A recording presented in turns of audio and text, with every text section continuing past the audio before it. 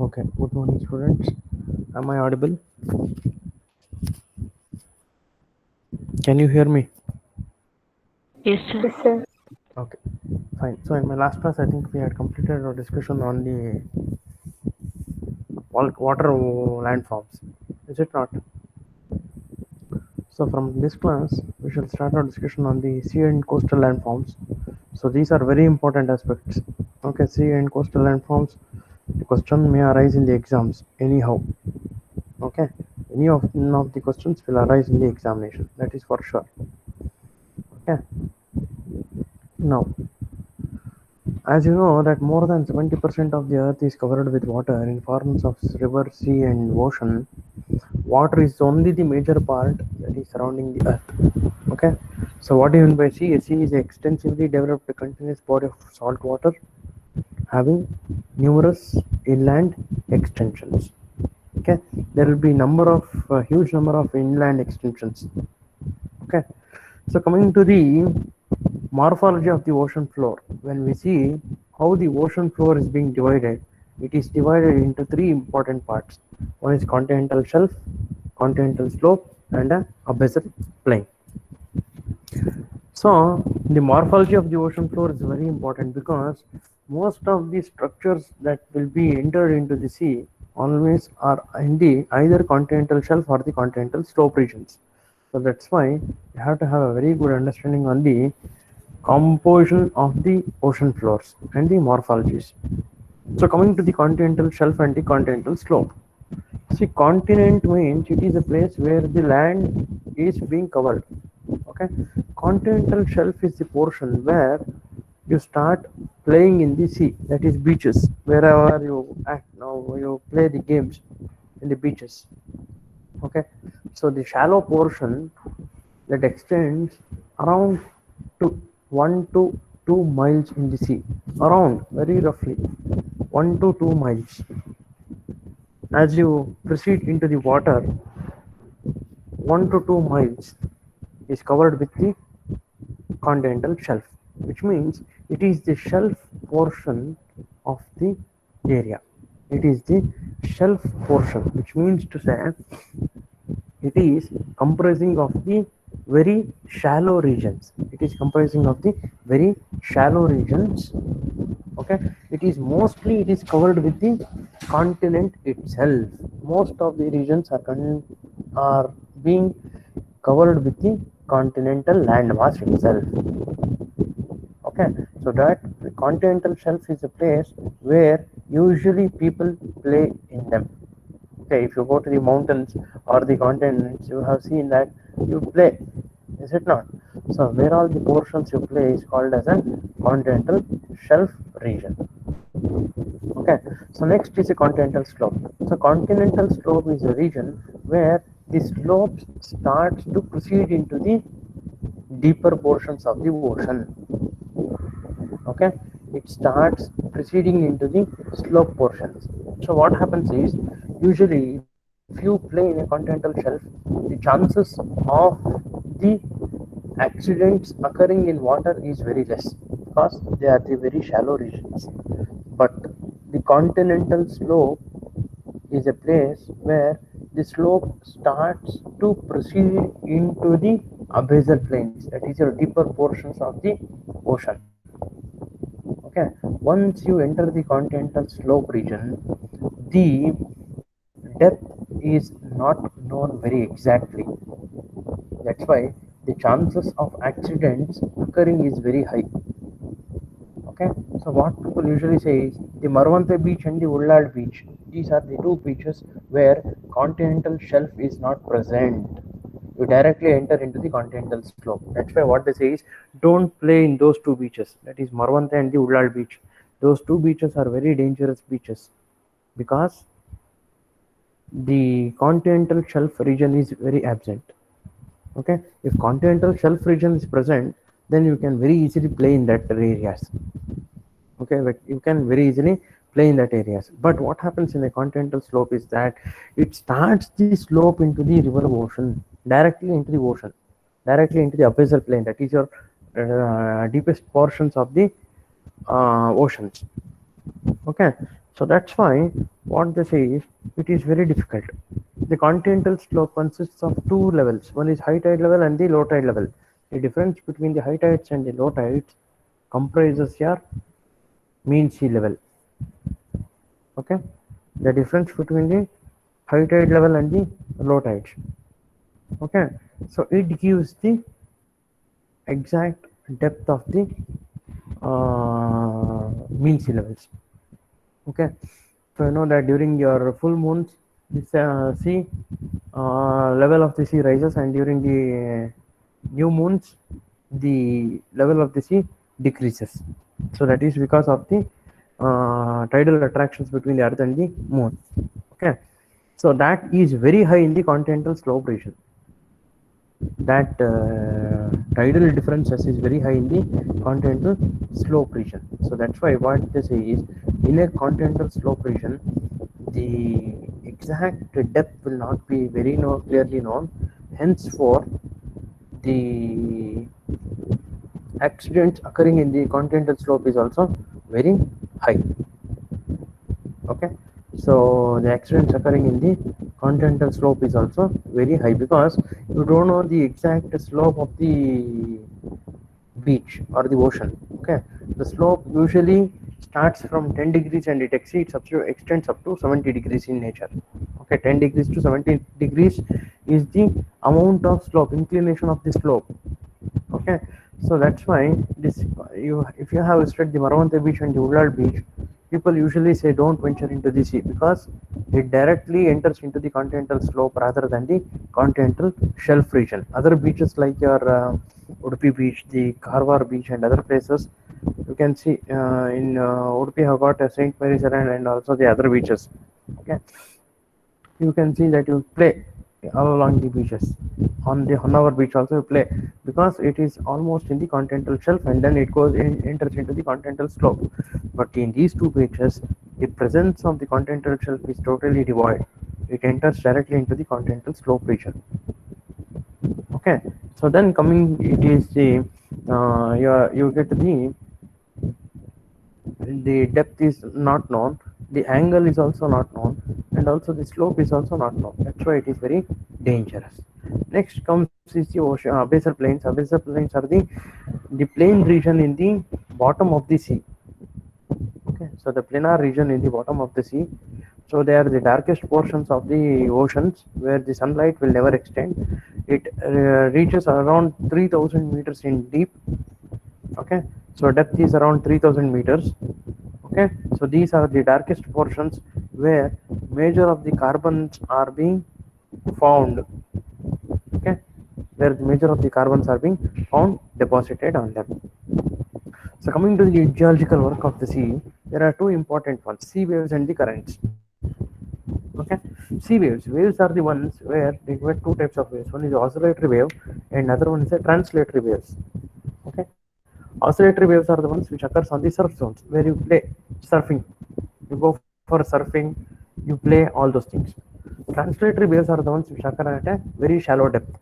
Okay, so currents, there are two important types of currents. One is littoral current and one is rip current.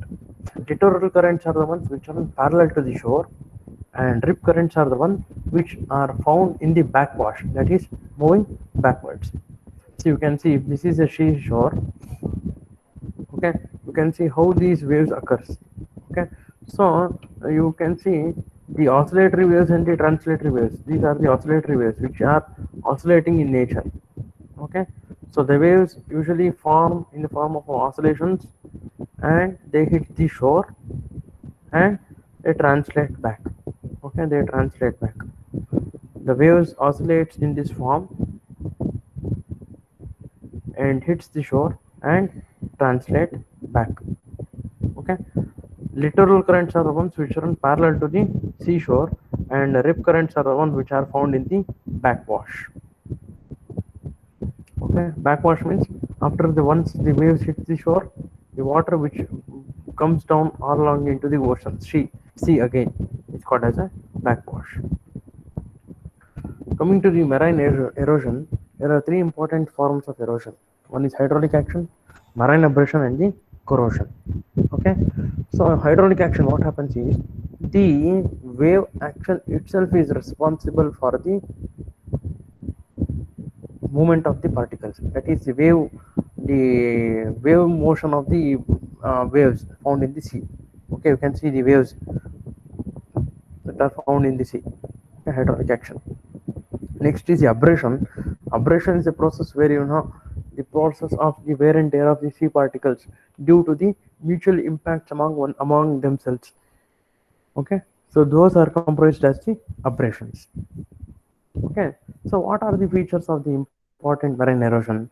See, the modification of the original seashore, it depends on the number of factors: the strength of the sea waves and the currents, their magnitude, velocity, and duration of operation, the lithology, the rock type that is made of the shores, okay, the texture, the structure and chemical composition of the rocks, what is the slope of the shore, whether it is very gentle slope or very steep slope, what is the height of the shoreline, what is the depth and chemical composition of the waters, and also what was the original profile of the shoreline.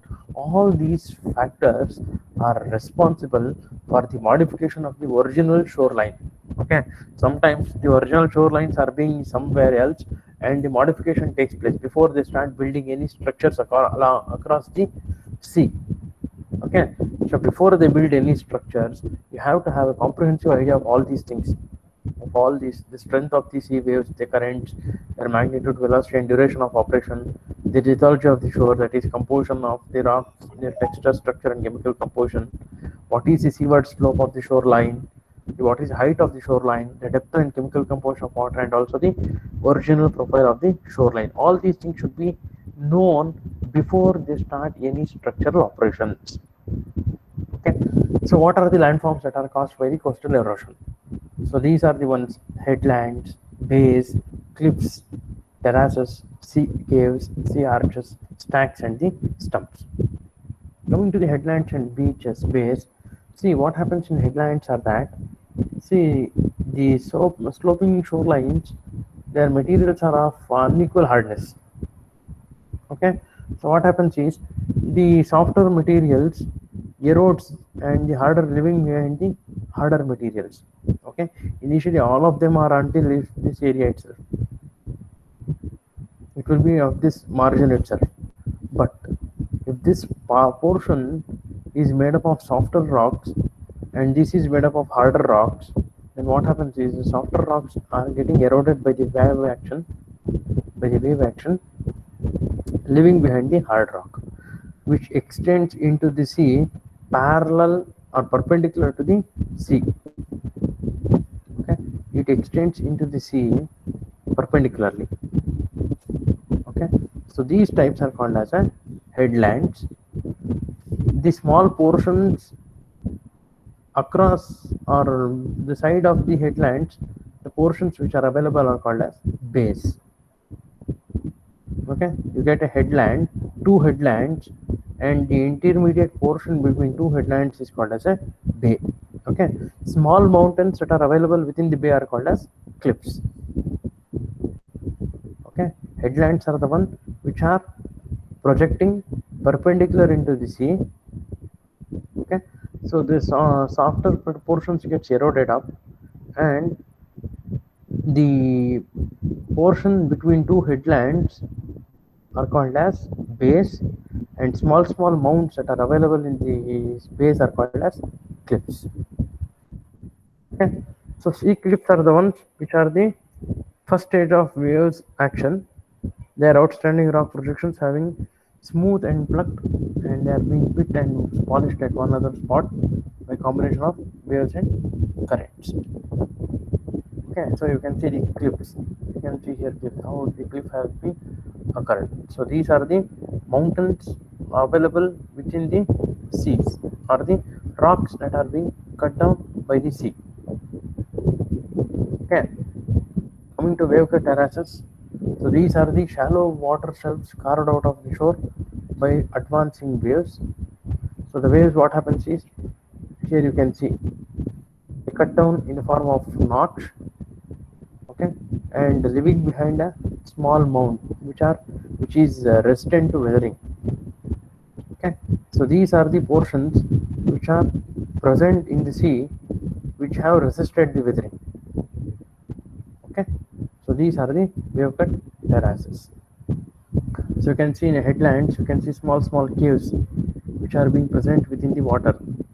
Okay, sea water, they are called as a sea caves.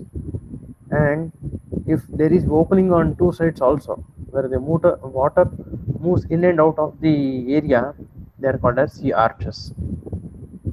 Okay.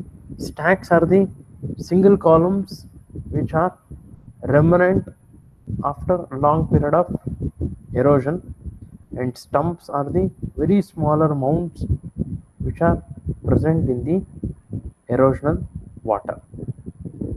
Okay, caves are the portion where only water enters and comes out. Okay, there is no water movement on in and along. But in sea arches, water can enter and it can come out of the other portion. Okay, where there is opening on two ends also. In caves, there is only opening at one end. Okay, but in sea arches, what happens is there is opening in two ends also. Okay, so these stacks are the ones which are very singular columns that are available here, and stumps are the very smaller mounds, triangular mounds found in the seas. Okay, so which are the landforms that are developed during to coastal deposition? In shallow waters, you get beaches, spits, and tombolos. In deep water, you get the reefs, fringing reefs, barrier reefs, and the atolls. Okay, so you can see if this is a very long shore, you can see the sand spits and the tombolos. Okay, so all along the bed, you can see the silting of the particles, the sand is being deposited. Okay, if the water can enter on a very large area, then they are called as a sand spits. Okay, if the water entering is in a very small portion, narrow portion, then they are called as lagoons. Okay, if the water it has been entered and it is devoid to come out, they are called as tombolos. Okay, in the land surface, if water can enter and come out, then they are called as sand spits. If the water, they are called as bays also. Okay, if the water is covered with the sand spit, then they are called as lagoons, and if they are covered completely, then they are called as tombolos. Okay, so here what happens is, in a bays, water can enter and exit into the land surface, whereas in lagoons, what happens is water is being, only a small portion of water will be available. No entering of the water, but discharge of water can take place. Okay, but in tombolo, what happens is water and discharge is also completely nil. Okay, so this is a very good example for a tombolo. Okay, the discharge of water cannot take place between two ends. Okay, this water cannot get mixed with this water. Okay, so coral reefs are the ones where they are found in the form of ridges, that is mountains, which are found in the marine deposits, which have been deposited due to accumulation of dead part of certain sea organisms like the corals, calcium secreting organisms. Okay, so you can see here what is a fringing sheet. Okay, there's a island. Okay, you get an island. Here you can see island. It is being surrounded by the reefs. So these are the called as a fringing reefs. Okay, if this is a sinking island, then they become a barrier reef. If island is completely invisible, it is surrounded by seas on all sides with lagoon at the center, then it is called as atolls. Okay, you can see here the island is being visible with the fringing coral reefs are surrounding them. They are called as a fringing coral reefs. If island is also visible, but it is becoming a barrier between two places, sinking of islands with the flat topped ridges, they are called as barrier reef. If the island is fully submerged, they form the lagoons, then they are called as atolls. Here you can see the island is being sinking. The island is visible here with the reefs are surrounding them. They are called as fringing coral reef. But here you can see the islands are being submerging. The islands are sinking, which results in the formation of barrier reef. But here what happens is the island is fully submerged. They form a lagoon at the center. Those are called as atolls. Fringing reef, barrier reef, and also the atolls. So what are the shore control problems? Two main aspects of shore control problems are rehabilitation and stabilization of the beaches. They have become very important today. Okay, during the developmental programs, and also safety of offshore structures is also very important. So what do people do with the coastlines? You know, they build the sea walls. Sea walls are the concrete walls with a curved top, which helps to deflect back the waves into the sea.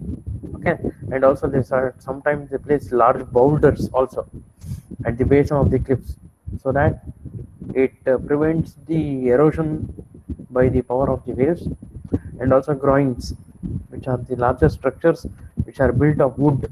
Okay, you can see groins are the ones which are built of wood, so that they are built right angle to the seas. Okay, they are built perpendicular into the sea, so that the movement of the water is being reduced. The movement of sand is also being reduced. Okay. So these are the gabions which are being built with the steel meshes with boulders parallel to the seashore, sea, so that it prevents the sand dunes from erosion entering into the seas. Okay. So these are the something points about the coastal landforms. If you have got any questions, you can ask me. So this completes the landforms. So in next class, I'm going to start my discussion on the drainage patterns.